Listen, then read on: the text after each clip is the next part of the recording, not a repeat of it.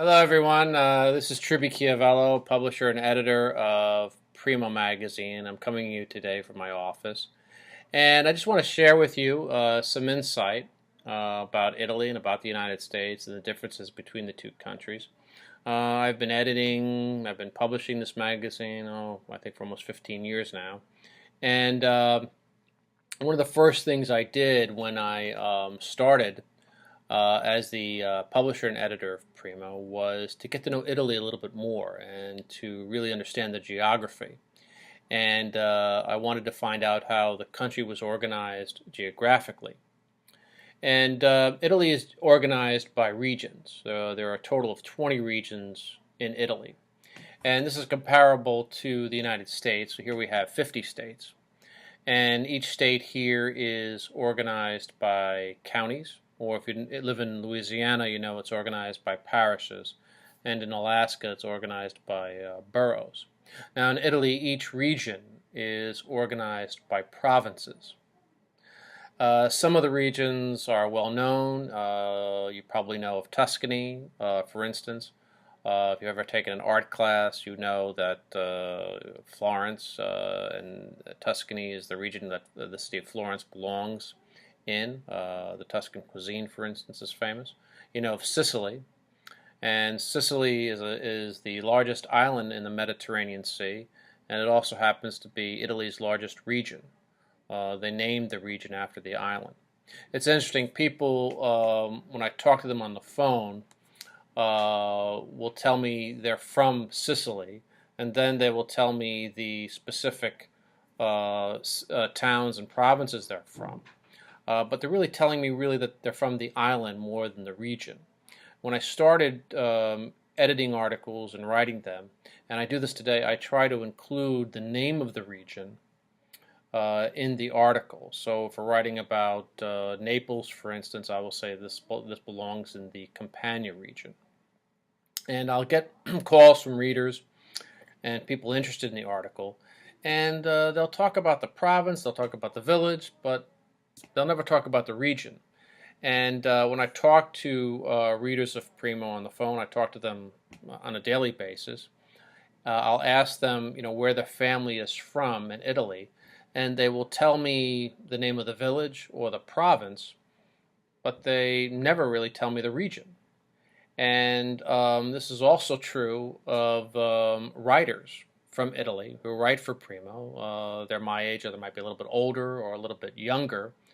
And when they write about a specific place in Italy, they never mention the region. And why is that?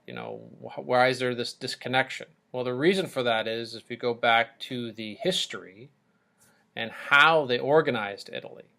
Italy was organized the way we see it today after the Risorgimento, and this was in the 1860s. And the new government there came up with the idea to divide the country by regions. Now, originally, each region was supposed to have some autonomy and some self-governance, but that didn't happen. Pretty much all of the decisions are made by the national government, which is held in Rome. Only recently have they tried to give each region more autonomy, more sovereignty.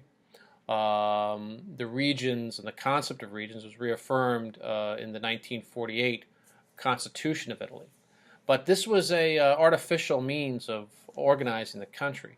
And when our grandparents came from Italy, the idea of the region had little effect on them or little impact on them. When they came to the United States, they came from their village or from their province. So today, when I talk to their children and their grandchildren, it's the province or the village in Italy that they're connected to, not the region, and in some cases, not even the country. Now, what's interesting is you've asked the same people, where do you come from in the United States? They will say the specific state. They'll tell you they're from Pennsylvania, New York, California, wherever it is. This is true of me. I don't live in New Jersey any longer. I was born and raised there. But when I'm driving up I-95 and I cross the Delaware River into New Jersey, I feel at home. And so there's a stronger connection, I think, that we Americans have to our states than Italians do to their regions.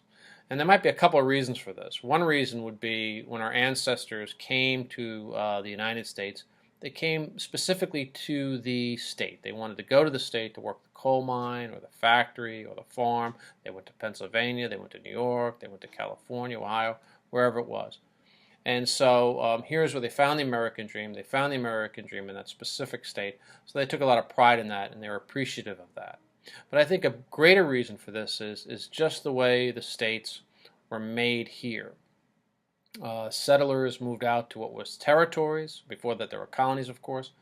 And they built their homes, their farms, their businesses, their towns and cities.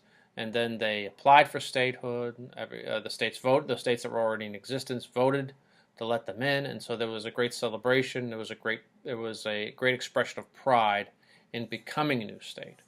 They passed along this pride to newcomers, and those would be our ancestors from Italy. So this pride still lives on. So there's still a very strong connection we have to our states, and this is different than how people feel about the regions in Italy. So these are just some of the topics I come across and some of the observations I've made over the years. I'll share them with you in a number of videos I have coming up. And as always, I invite you to look at our website. It's www.onlineprimo.com. Again, that's www.onlineprimo.com. Primo Magazine, it's a print magazine. It's published every quarter. But you can go on our website to learn more about it. You can subscribe if you'd like. And you can call us toll free, 866-677-7466. And please subscribe to my channel. And I look forward to more videos in the future and sharing more insight with you about Italy and about our Italian-American connection. Thank you very much.